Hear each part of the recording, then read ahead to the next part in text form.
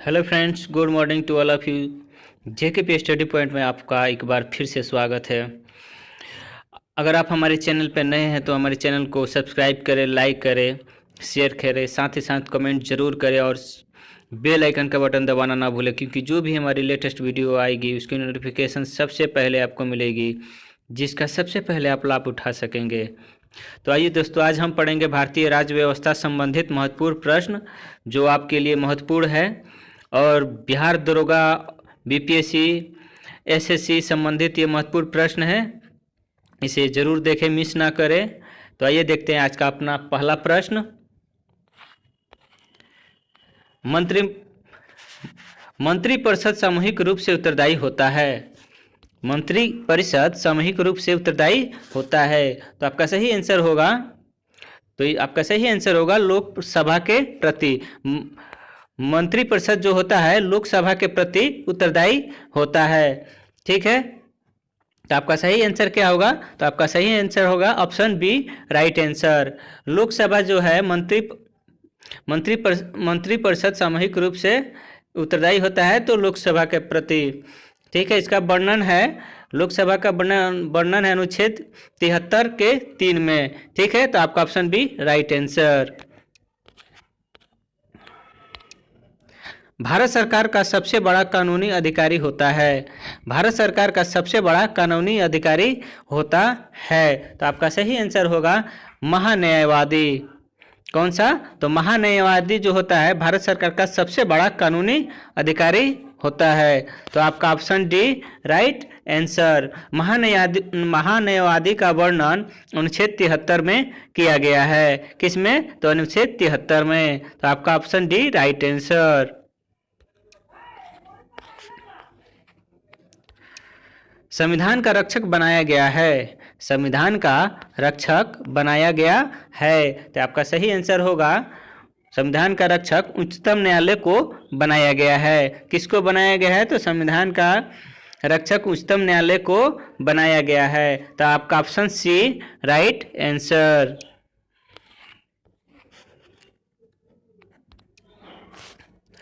प्रत्येक बैठक के आरंभ में 1 घंटे का समय कहलाता है। प्रत्येक बैठक के आरंभ में 1 घंटे का समय कहलाता है, तो आपका सही आंसर क्या होगा? तो इनमें से आपका सही आंसर होगा प्रश्नकाल। क्या होगा? तो प्रश्नकाल। प्रत्येक बैठक के आरंभ में 1 घंटे का समय जो होता है वो क्या कहलाता है? प्रश्नकाल। संसद में वो क्या कहलाता है? तो प्रश्नकाल। आपका ऑप्शन बी राइट आंसर।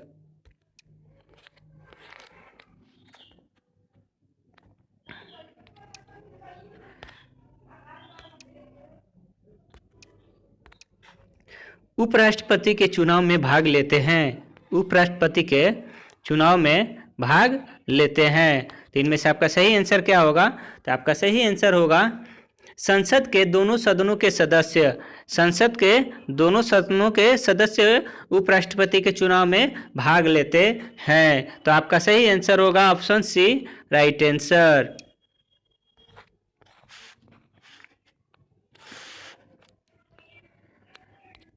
धन विधेयक को लोकसभा में प्रस्तुत करने से पूर्व अनुमति लेना आवश्यक है। धन विधेयक को लोकसभा में प्रस्तुत करने से पूर्व अनुमति लेना आवश्यक है, तो आपका सही आंसर होगा राष्ट्रपति से धन विधेयक को लोकसभा में प्रस्तुत करने से पहले राष्ट्रपति का अनुमति लेना आवश्यक है, तो आपका option C right answer.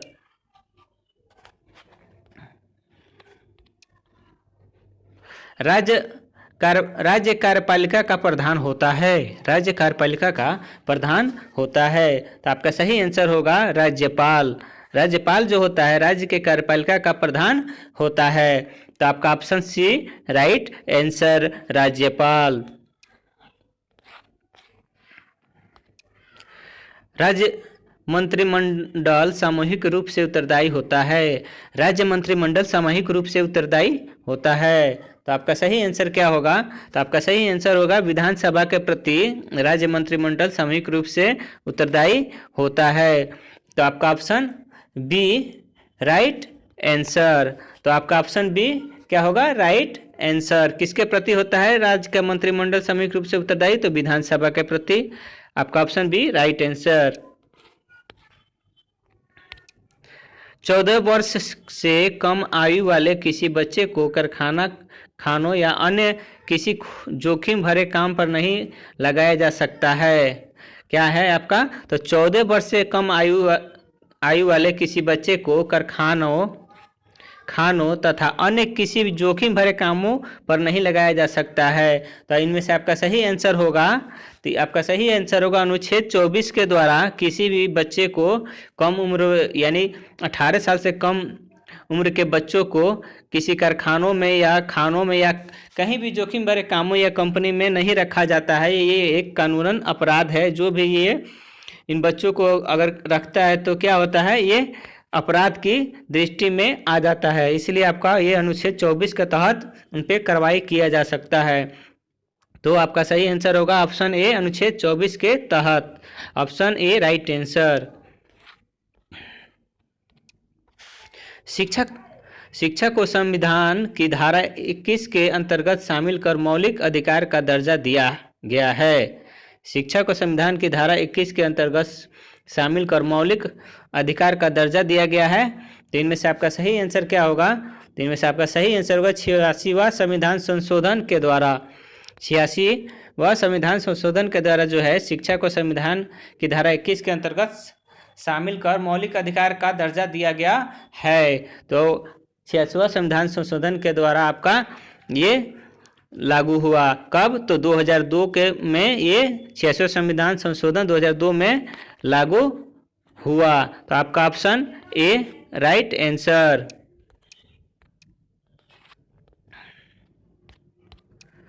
Rajya Sabha की पहली महिला महासचिव थी। राज्यसभा की पहली महिला महासचिव थी। तो आपका सही आंसर क्या होगा? तो इनमें से आपका सही आंसर होगा बीएस रमा देवी जो थी राज्यसभा की पहली महिला महासचिव थी। तो आपका सही आंसर होगा option A right answer. BS Rama Devi Rajya Sabha की पहली महासचिव बनी थी। तो आपका option A right answer. Panchayati Raj सर्वप्रथम लागू हुआ था। पंचायती राज सर्वप्रथम लागू हुआ था। तो आपका सही आंसर होगा 2 अक्टूबर 1959 ईस्वी को। 2 अक्टूबर 1959 ईस्वी को पंचायती राज सर्वप्रथम लागू हुआ था। पंचायती राज सर्वप्रथम राजस्थान के नागौर जिला में लागू हुआ था 2 अक्टूबर 1959 ईस्वी को। तो आपका ऑप्शन ए राइट आंसर। नागरिकों के लिए एक समान सिविल संहिता से संबंधित अनुच्छेद है। नागरिकों के लिए एक समान सिविल संहिता से संबंधित अनुच्छेद है। तो आपका सही आंसर होगा अनुच्छेद 44 के तहत नागरिकों के लिए एक समान सिविल संहिता का वर्णन किया गया है। अनुच्छेद 44 में आपका ऑप्शन डी राइट आंसर। मंत्रिमंडल की बैठक की अध्यक्षता करता है।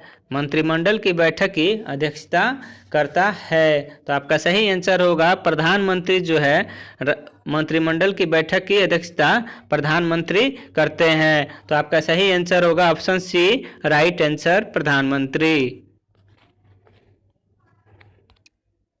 उच्चतम न्यायालय के न्यायाधीशों की संख्या में वृद्धि करने की शक्ति है। उच्चतम न्यायालय के न्यायाधीशों की संख्या में वृद्धि करने की शक्ति है। तो आपका सही आंसर होगा, इनमें से सही आंसर होगा आपका संसद को। संसद जो है, संसद को ये शक्ति प्राप्त है कि उच्चतम न्यायालय के न्यायाधीशों की संख्या में वृद्धि या कटौती कर सकता है। किसके अनुच्छेद के तहत? अनुच्छेद 124 1 के अंतर्गत ये संसद को अधिकार है, ये उच्चतम न्यायालय के न्यायाधीशों की संख्या में वृद्धि कर सकता है। तो आपका option C right answer. Supreme court के न्यायाधीशों की शपथ दिलाता है। सुप्रीम कोर्ट के न्यायाधीशों की शपथ दिलाता है। तो आपका सही आंसर होगा राष्ट्रपति। राष्ट्रपति जो है सुप्रीम कोर्ट या उच्चतम न्यायालय के न्यायाधीशों की शपथ दिलाते हैं। कौन? तो राष्ट्रपति। तो आपका option B right answer.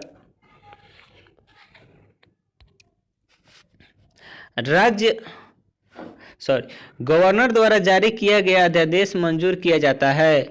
Governor द्वारा जारी किया गया अध्यादेश मंजूर किया जाता है।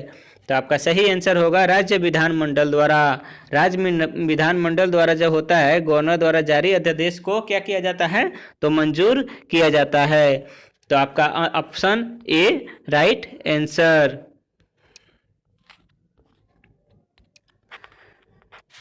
राज्य के राज्यपाल की सेवानिवृत्ति की आयु सीमा है।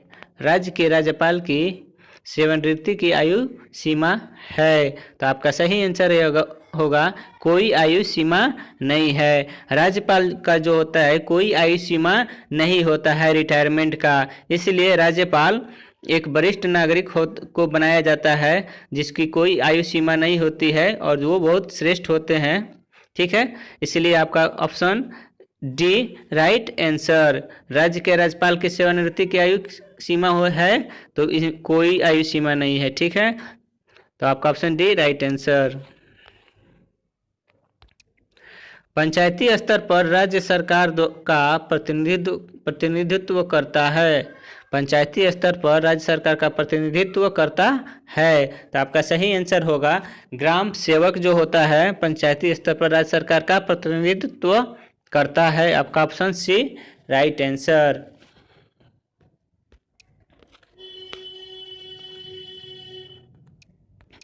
भारत में पहली बार राष्ट्रीय आपात की घोषणा किया गया था। भारत में पहली बार राष्ट्रीय आपात की घोषणा किया गया था।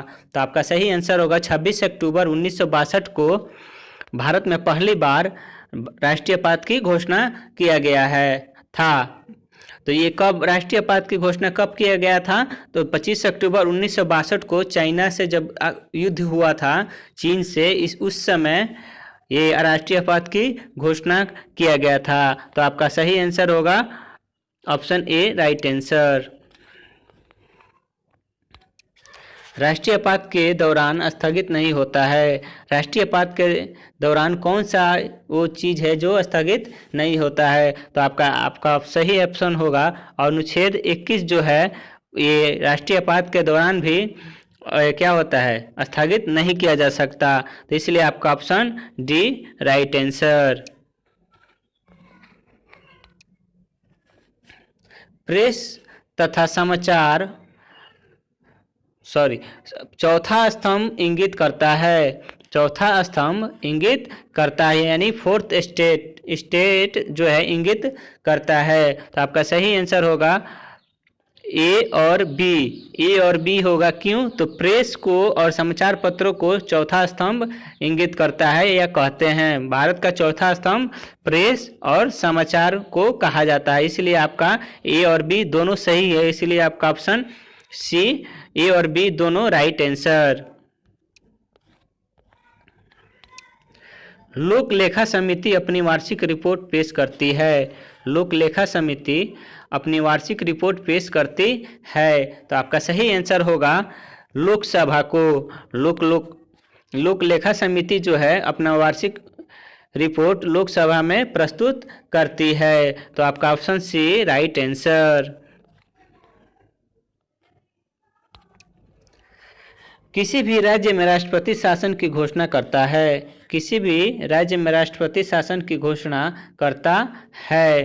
तो आपका सही आंसर होगा, तो इनमें से आपका सही आंसर होगा राष्ट्रपति। राष्ट्रपति जो होता है किसी भी राज्य में राष्ट्रपति शासन की घोषणा कर सकता है। वो कब करता है, तो अनुच्छेद 356 के तहत। अनुच्छेद 356 के तहत राष्ट्रपति किसी भी राज्य में राष्ट्रपति शासन की घोषणा कर सकता है। तो आपका ऑप्शन डी राइट आंसर।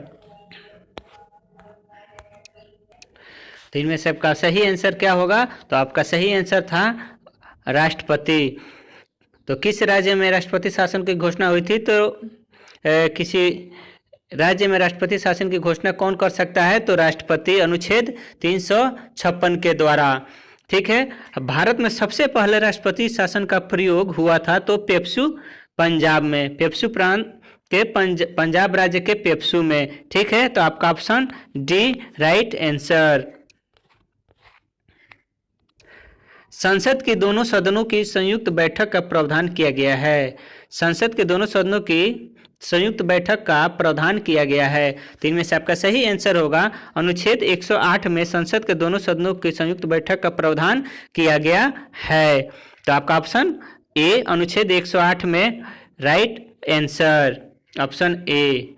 ठीक है, धन्यवाद दोस्तों। अगर आपको ये वीडियो अच्छी लगे तो लाइक करें, सब्सक्राइब करें, शेयर करें, कमेंट करें, साथ ही साथ बेल आइकन का बटन दबाना ना भूलें, क्योंकि जो भी हमारे लेटेस्ट वीडियो अपलोड होगी उसकी नोटिफिकेशन सबसे पहले आपको मिलेगी, जिसका आप लाभ उठा सकेंगे। तो दोस्तों इस वीडियो को ज़्यादा से ज़्यादा शेयर करें, लाइक करें, सब्सक्राइब करें। जय हिंद, जय भारत, धन्यवाद।